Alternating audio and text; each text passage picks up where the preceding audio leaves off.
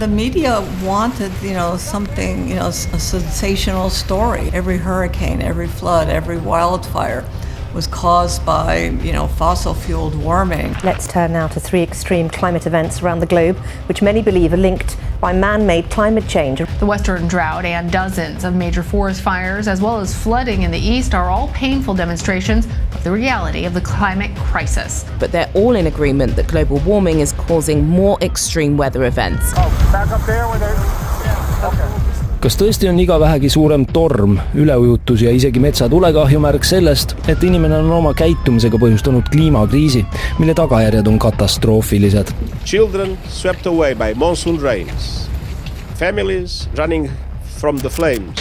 Meie lähedal Poolas ja tegelikult ka Tšehhis on hetkel väga suured ulatuslikud üleujutused, mis on tingitud äärmuslikest ilmastikuoludest, kliimakriisist. For scientists it is unequivocal. Humans are to blame.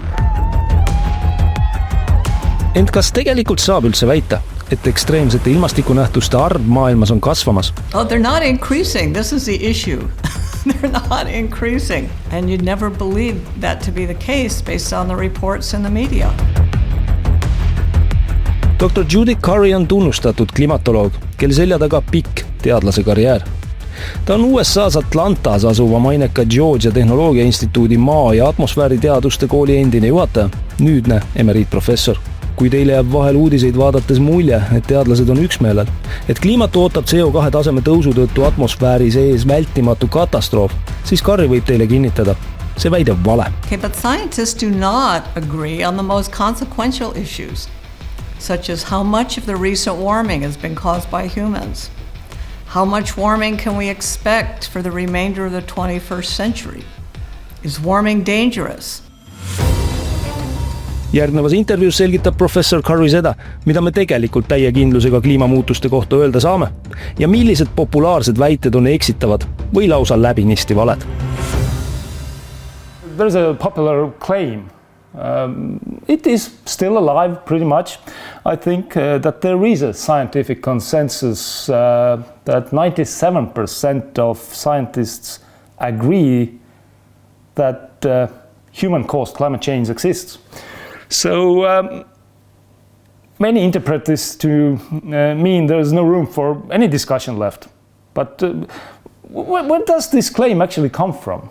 Okay, well, where it comes from was an activist scientist who had a blog, and he had some of his blogger buddies do a search of scientific abstracts, and they classified the abstracts as either for or against human-caused global warming. Well, most of them didn't have, that they just didn't directly confront the issue, and they counted as for global warming papers that included cook stove technology being used in India. They counted that as in favor of the global warming narrative. So it's actually a big joke. What climate scientists actually agree on is very little. Everyone agrees that it's been warming since about the middle 19th century.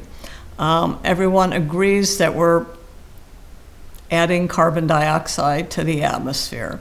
And everyone agrees that carbon dioxide has an infrared emission spectra that, all other things being equal, acts to warm the planet.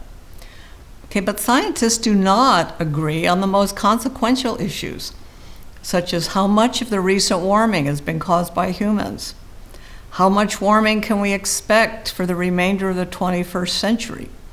Is warming dangerous? Will humanity and human welfare overall be improved by a rapid transition away from fossil fuels? There's huge debate, scientific and political debate, on these issues, and pretending that we shouldn't have this debate and pretending that there's some sort of agreement by all scientists on these issues where there's a lot of disagreement.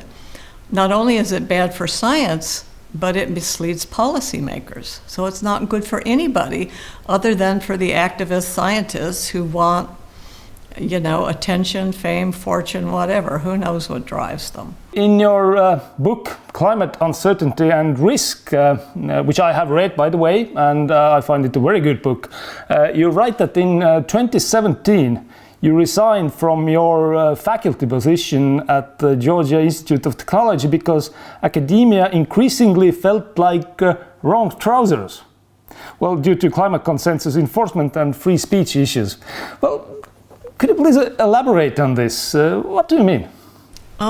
Well, there was scientists who did not vocally support the IPCC consensus were heavily ostracized, not just in the media, but also by what I would call establishment climate scientists, those who participated in the international and national assessment reports and had an outsized media presence. Anybody who criticized their behavior, many of these scientists were behaving as political advocates, and they were trying to stifle any disagreement, not just about the science, but even about the proposed policy solutions. And scientists who weren't going along with that were not only marginalized, but things became very uncomfortable for them in the universities. So I said, I don't really need this. There's no way I can really fight this at this point, but I'm just going to leave and go into the private sector where I can speak my mind and where I feel I can be more productive. What I'm thinking is how, on certain topics such as climate, how can this debate be killed that easily? It's about careerism. If your research funding is tied to, agreeing with the consensus, if your salary increase, if your tenure case, it's really about careerism and resources. So that's what it's all about. It's the incentives are all pointing in one direction, and the people who are speaking out are either people who have retired or left academia for whatever reason, but who are now either retired, working for the private sector, or working for non-governmental organizations. These are the people speaking out and challenging the consensus and really behaving the way scientists should behave, as opposed to in the universities, they all have to dance to that same drumbeat if they want to get professional recognition and professional advancement. It's a very bad state of affairs. Disagreement is the spice of academic life. This is how we move things forward, by arguing and disagreeing and trying to respond to the challenges and better understand the whole thing, and that's how science moves forward. However, when politics is put into play, when you have a politically relevant issue, climate is just one issue. We certainly saw the same issues in public health during COVID, and there are other fields where they have the same problem. The minute it becomes policy relevant, there's an insistence by certain people in power that people go along with and agree with the prevailing view. Otherwise, they lose funding. In some cases, academics even lose their job. So, it's not a good thing. So it's mixing politics and science. Whenever you do that, what you get is politics, not science. What's the state of science under these conditions, or climate science in particular? It's not science anymore. It's become a pseudoscience. The hardcore physics-based climate dynamics, such as what we had in the 1980s or whatever, that's just a small sliver of what we now define as climate science. What the students are getting their PhDs in, they analyze the output of these climate models looking for some sort of catastrophe that they can identify and write a paper on without ever even, critically evaluating these models or how they should be used. I mean, it's just sort of nonsense, and it's received so much funding. And also the journalism has been, 15 years ago, there were only a handful of journalists who specialized in climate or even the environmental beat, so to speak. Now, until recently, you had 35 people in the Climate Bureau at a major media outlet. And there were some that were funded by these billionaire donors, Carbon Brief and some of these other things that were publishing, had huge staffs and publishing a lot of material, and it was funded by activist donors. It's not what I would call honest or investigative journalism. It's journalism that's designed to advocate for a particular political position. Having been a journalist all of my career, then if somebody pays you to write something, then it's not going to be pretty much honest. This is for sure. What do you think currently? I know you're not affiliated with any universities right now or with the academia, but by looking from your position where you currently are at, has the situation improved or has it gotten worse? Well, it was getting worse and worse and worse, and the election of President Trump was really a seismic event. He wants to stop, the cancel culture and discrimination at universities, and so things are very much in flux right now. But the university administrators, faculty members, and even the current cadre of PhD students really want to keep the old way. They don't want to change. So, we're in a transition period right now. We'll have to see how it plays out. But you mentioned the climate models.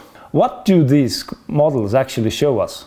Can they be used to predict that we are going to be in a very bad situation environmentally, climate-wise? Okay, the global climate models are very sophisticated, very sophisticated models. And they've been very useful to climate scientists for research to try to, test various ideas and change parameters and things like that in the models. However, they do not adequately treat natural climate variability, for starters. They do not adequately resolve extreme weather events.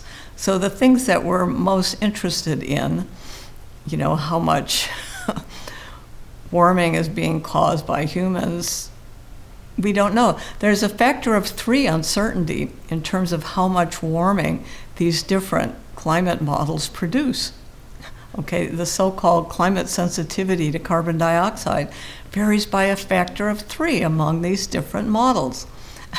So this is the most basic parameter, and we don't really understand what it should be. And so climate models produce a range of predictions. So if the climate sensitivity is on the low end, then we don't need to worry about it very much. If the climate sensitivity is on the high end, yeah, that could be, approaching catastrophic. But as I understand it, the evidence supports it being a climate sensitivity to carbon dioxide on the low end. But these climate models just are not fit for most of the purposes for which they're used. About the climate sensitivity, because as I understand, there have been efforts for a long time to actually know it for certain, but why cannot we be certain that it's low or it's high or how much it is? What's the case there? Well, we just don't know. It's a very complex system. The database is inadequate. The computers aren't big enough to put everything into the climate models that we'd like to. And we don't know how to predict how the sun is going to vary. We don't know how to predict when the major volcanic eruptions are going to occur. We don't adequately simulate the large-scale ocean circulations and how they shift. I mean, there's all sorts of things that, aren't going into those models. And some of this is simply unpredictable, and we just have to acknowledge that, we're dealing with deep uncertainty. We're not going to be able to predict the climate in a meaningful way, on the timescales that we're interested, like decades to centuries. Where does this come from, the demonizing of carbon dioxide? Okay, well, it goes back to really the 1980s.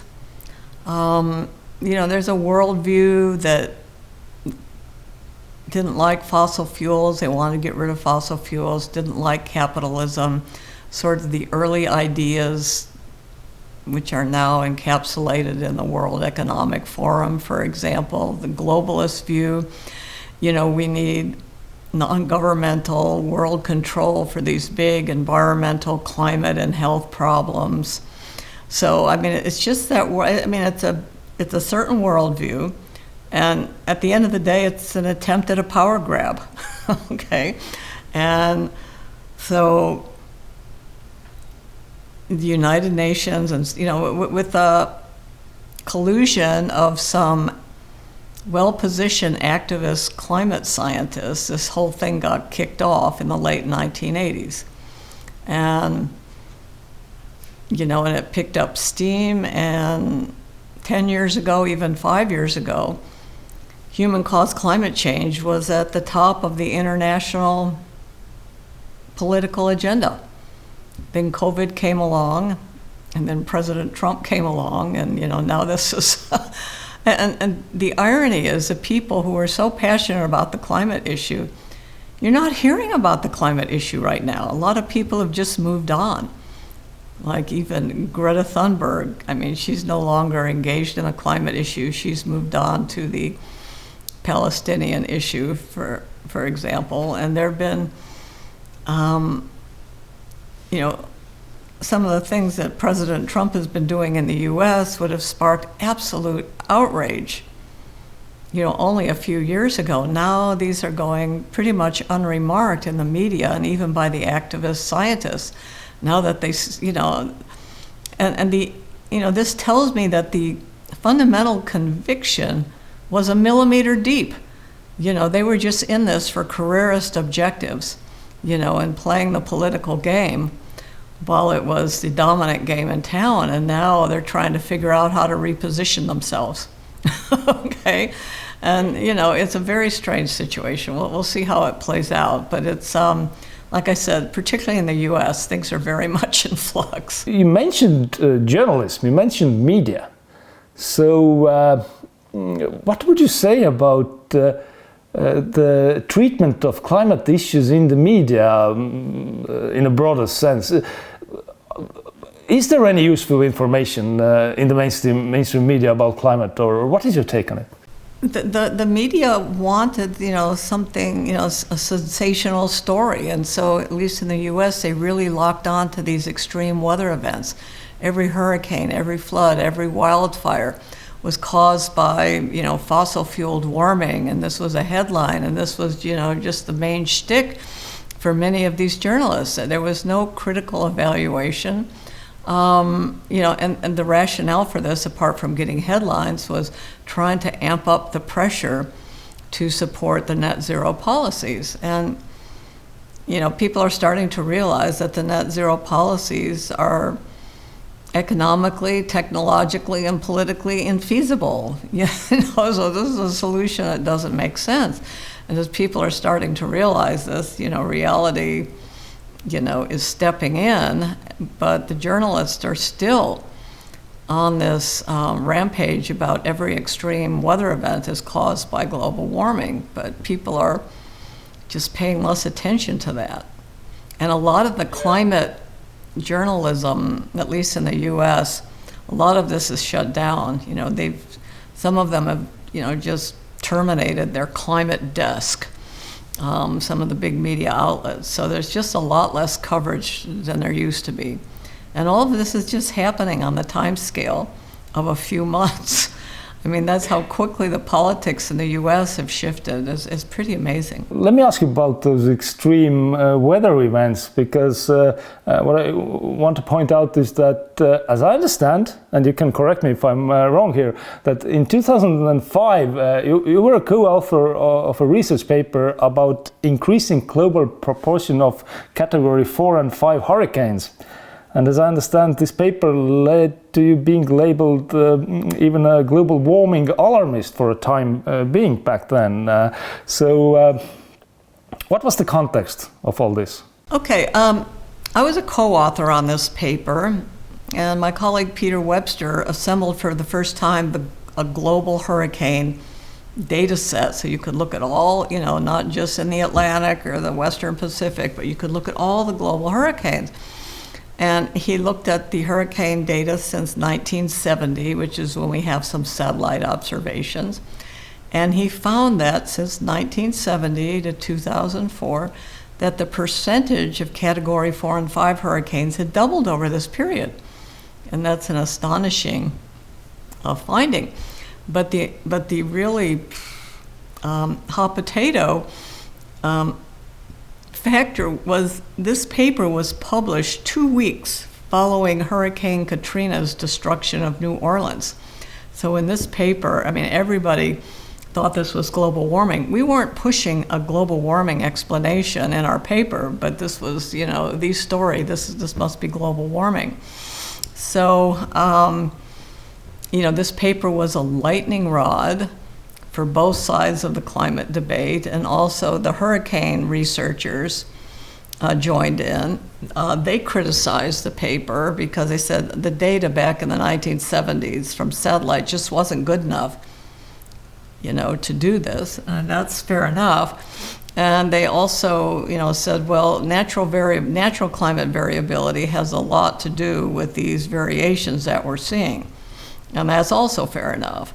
And it was fairly contentious because the media was all over this, but both sides of the hurricane and climate change debate decided, okay, well, we agree to disagree, and we learned from each side, and we decided to work together productively to,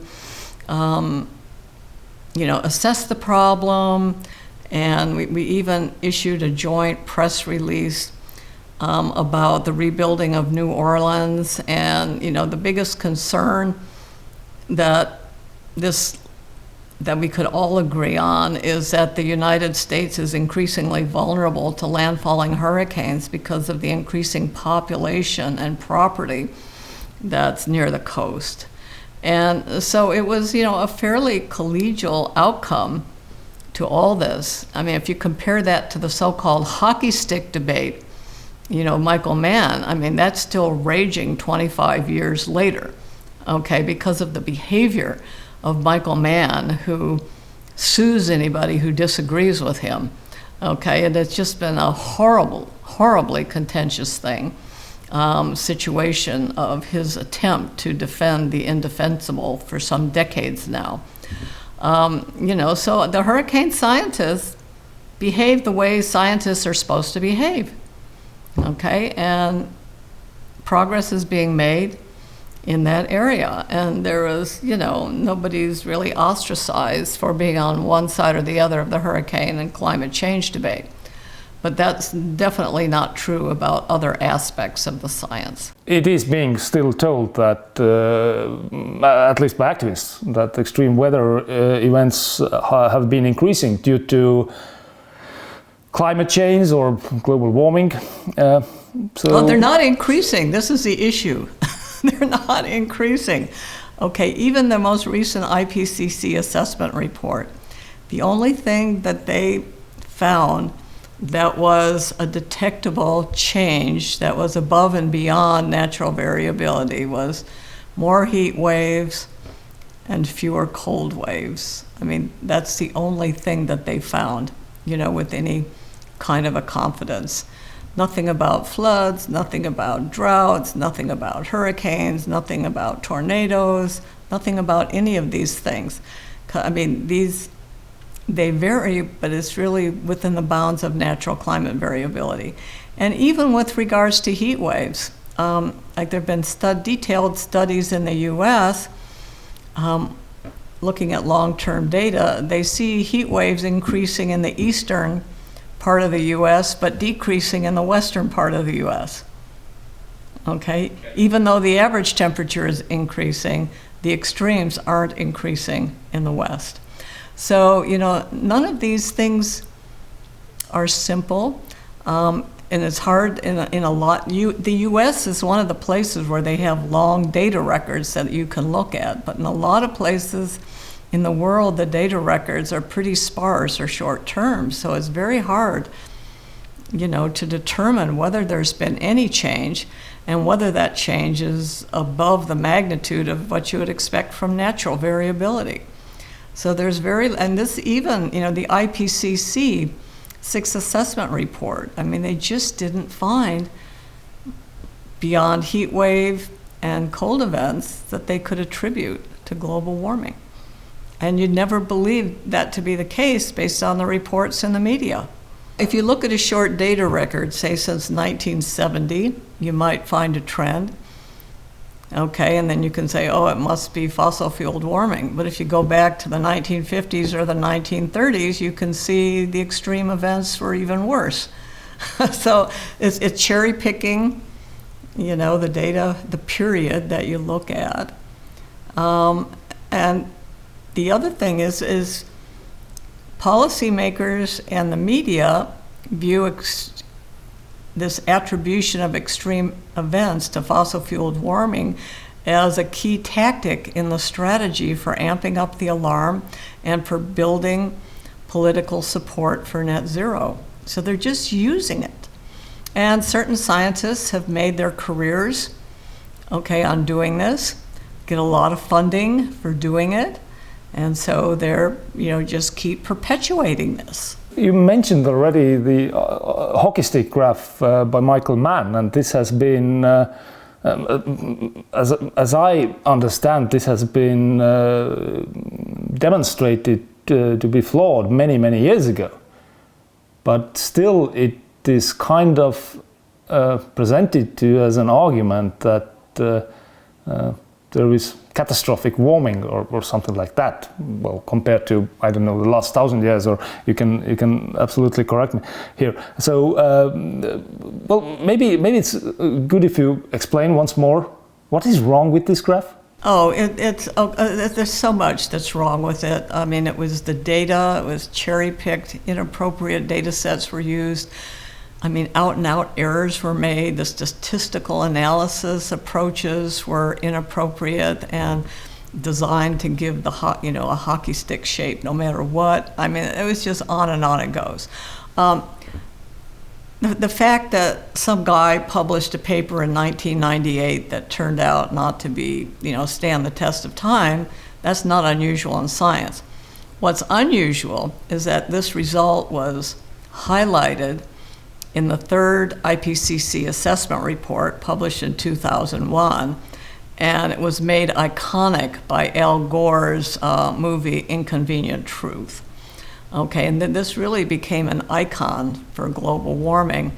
And Michael Mann, I mean, very ambitious guy, he played this into, building himself a huge amount of big media following, lots of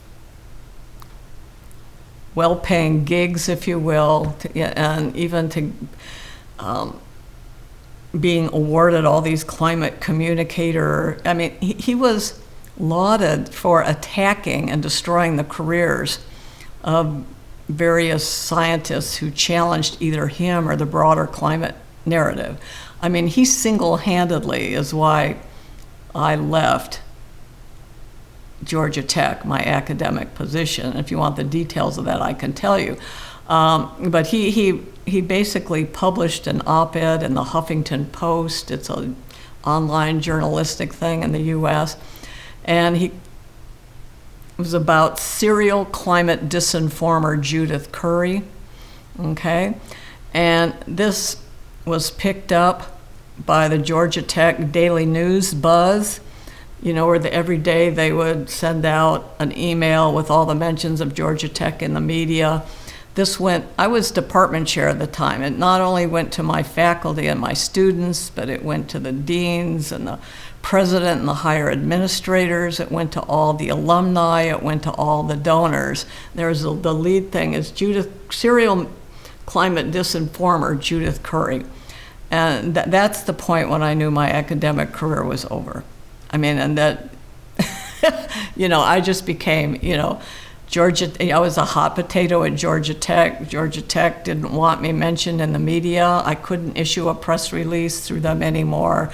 They wanted me to step down as department chair. I became completely marginalized at Georgia Tech. And it further became apparent to me that it's not like I could move anywhere else, because if you Google Judith Curry, all of this stuff would show up. Judith Curry, climate denier. Judith Curry, climate heretic. Judith Curry, serial climate disinformer. That's all that you would show up if you Google Judith Curry. I mean, nobody's gonna hire me, you know, with that kind of profile. So I said, okay, I'm done. And I went into the private sector, which is a much more honest place to be, surprisingly enough. I must say I'm so sorry to hear that. So many things are wrong with it that I even cannot, you know, I don't know where to start with it. You mentioned already that there were weather extremes 100 years ago and so on. And you have said that people actually suffer from weather amnesia.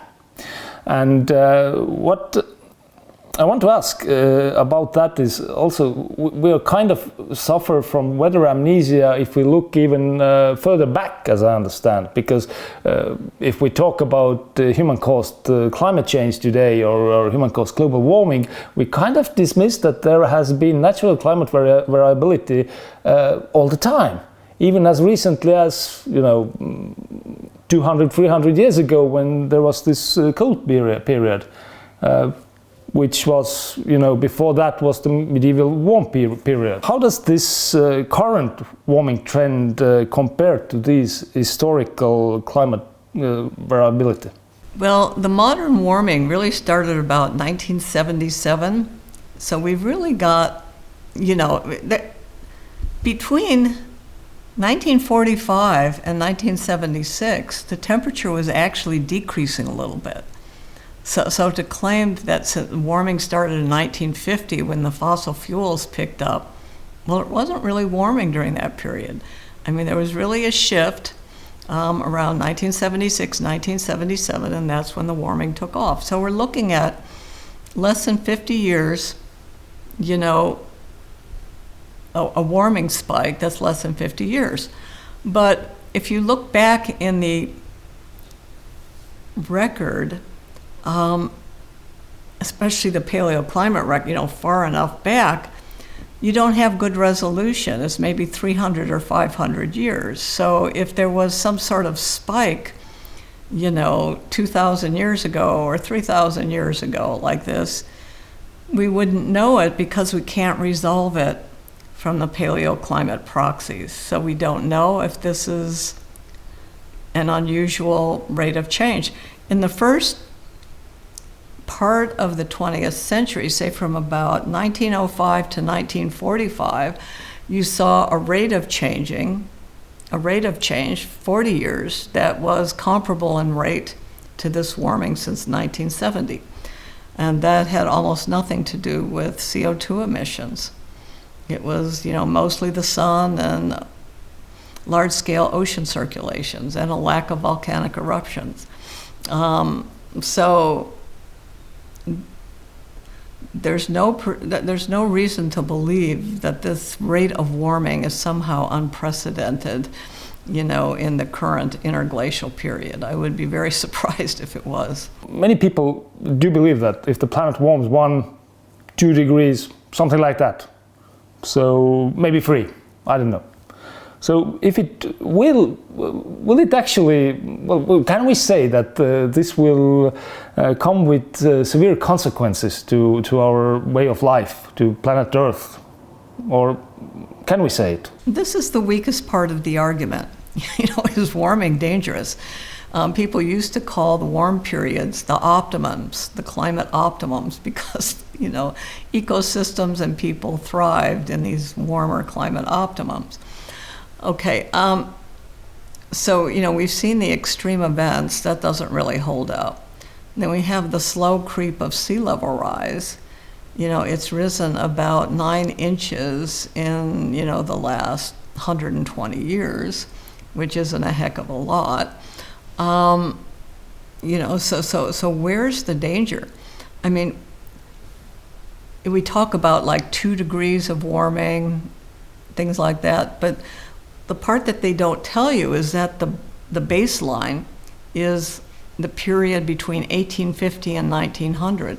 So since that period, we've already seen 1.3 degrees of warming. And over the last century, we've seen, an explosion in human well-being. We've had population increase by many times. Agricultural productivity has increased substantially. The lives lost per 100,000 people from weather and climate extremes has dropped by 2 orders of magnitude. So, we've managed to do quite well during the first 1.3 degrees of warming. Okay, so if we were to see another 1.3 degrees of warming, which is the current best estimate from the UN climate negotiators by 2100, is there any reason to think that would be any worse than the first 1.3 degrees of warming? I mean, so, it's very tough to make the case that warming will be dangerous, especially at the rates we're talking. Okay, the other game that they played was to use this extreme emission scenario to force these climate models with a huge amount of CO2 to get a huge amount of warming. Okay, and the UN climate negotiators have now dropped the extreme emission scenario, saying it's plausible, like you'd have to increase coal burning by 600%, these kind of scenarios. And so they've dropped the extreme emission scenario, and they're only looking at the medium emission scenario. But nevertheless, climate scientists still love the extreme emission scenario. It's like crack cocaine for them, because if you just use the intermediate emission scenario, you don't get these dramatic impacts. You have to really crank up the warming with these very extreme emission scenario to get anything that's particularly noticeable. So, it's just this narrative that's been spun that has very weak justification, and people haven't been challenging it, and they should have been. Intergovernmental Panel of Climate Change, the UN IPCC, what do you think of their output, their current output? Well, it's mixed. The most recent report, the Working Group 1 on the physical science basis, I thought they did a relatively good job, better than recent reports. The Working Groups 2 and 3 reports in the last cycle, Working Group 2 is on impacts, Working Group 3 is on mitigation. I thought they did terrible jobs. So it's mixed. In the previous cycle, I thought the Working Group 2 report on impacts was the best one. So a lot of it depends on which authors they pick.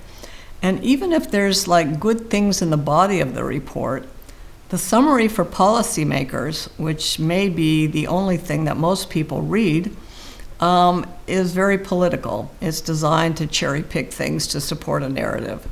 But, even though you can dig in deep into the bowels of the report and find some good stuff, that stuff never makes it to the summary for policymakers because it's designed around a specific narrative. And then Mr. Guterres can come and say that all scientists agree humans are to blame and what was it, the planet is boiling. So Highway to Climate Hell. He has some I don't know who writes his stuff, but there's some pretty colorful expressions that he comes up with. Yeah, and they are kind of alarming, even to people who are, rational themselves. But if an important person, a world leader comes and says to this. Absolutely, yeah. What is your view on energy transition? So we are kind of dependent on fossil fuels, but should we be dependent on them or should we reduce them? Okay, my first comment is that energy policy should be decoupled from climate policy. Oh. Okay, right. Decouple them. Okay, let's say the climate issue wasn't on the table. We would be in the process of a 21st century energy transition, I believe, that would be transitioning away from fossil fuels, particularly coal and oil. I think is too valuable just to keep burning it for the next 100 years. It's going to eventually get expensive to extract. I think natural gas has a long time to play, but we need vastly more energy than we're currently producing, not just to electrify Africa and get them grid electricity and make sure everybody in the world has access to enough electricity, not just for household consumption, but so they can support an industrial economy, but also to move humans forward. All the artificial intelligence and blockchain and quantum computing and all of this stuff that we want to move humankind forward in the 21st century is the data centers going to require orders of magnitude more electricity. Where is that going to come from? We need to figure it out. And it sure as heck is not from wind and solar. Okay. Nuclear power seems to be the obvious choice. I think natural gas will be a player for a long time. And I think there's a place for rooftop solar. Whether advanced geothermal will become a reality or even some new ideas, who knows? But we need more research and development into, better technologies so we can rapidly increase the amount of electricity that's available to people, not just for households, but for industry and advancement. So I suspect, in the US, President Trump is really trying to get more energy, everything, even reopening coal plants, but in particular, he's trying to get more nuclear power, and he wants to see new plants built in 6 years, not 16 years. And this requires a change to the regulatory environment and permitting in the US. And, his administration is trying to grapple with that. I think nuclear power is a big part of the answer. And for the European countries who've invested in nuclear power, I think are going to be much better positioned moving forward in the 21st century than those who are boycotting it or rejecting it or shutting down their nuclear power plants. So, ironically, I think the people who are looking for energy abundance will end up reducing emissions more rapidly than the people trying to push wind and solar, because that isn't going to work. You need to have natural gas or coal backups. Otherwise, you're facing what we saw in Spain. They just have so much wind and solar. They have good wind and solar resources, but the grid is unstable. You need to have it totally backed up with, a stable power supply, like natural gas. Otherwise, you're going to be facing bigger problems than what we saw in Spain and Portugal only. I'm sure I understand you correctly that, this pursuit for net zero is something that is, non-achievable. It is kind of... not achievable, no. Yeah, it's not achievable. Not only that, here's the part that they don't tell you. Even if we did achieve net zero by 2050, we wouldn't notice any change in the climate until well into the 22nd century. There's huge inertia in the system. The carbon cycle is very complex, and there's long time scales. I mean, we can't unring this bell quickly.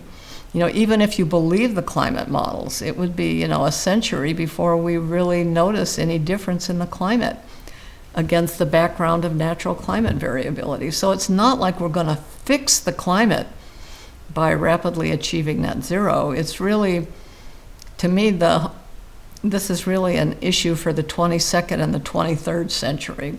I mean, we don't want to get really high concentrations of CO2 in the atmosphere that we could see if this kept going on for centuries. But, this urgency of trying to reach net zero, and the only thing we have time to do is wind and solar, has really set back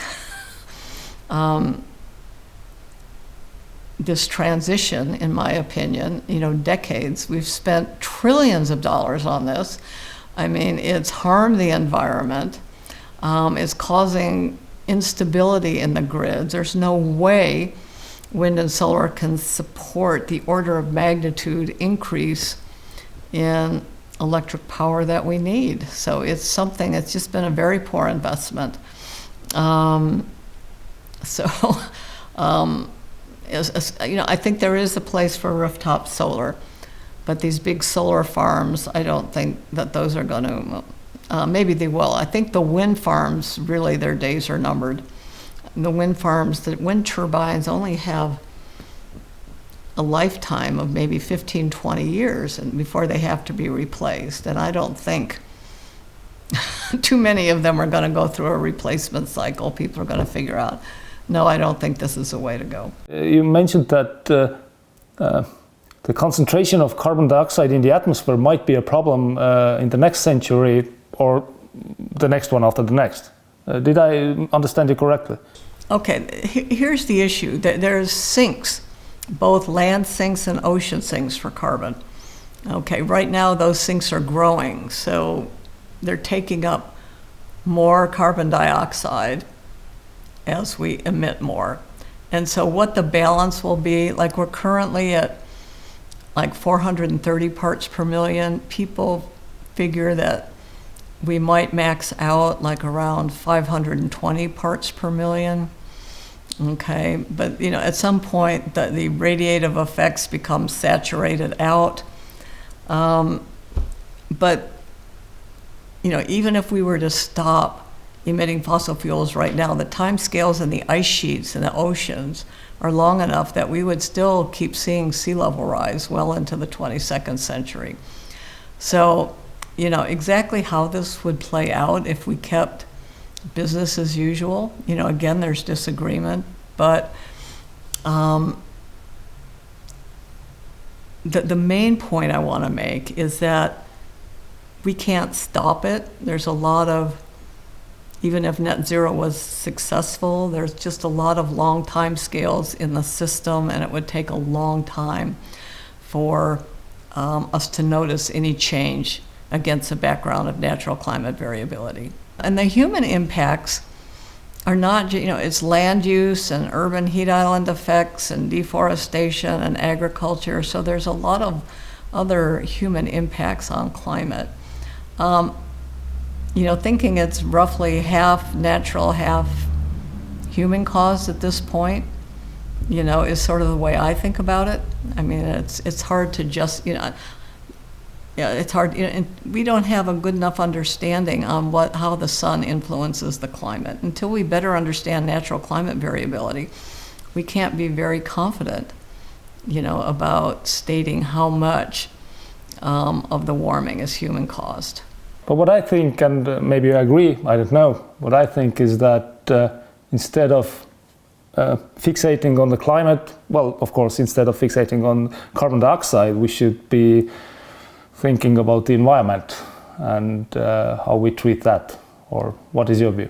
I agree with that. I mean, the whole climate change movement sort of disappeared the traditional environmental objectives.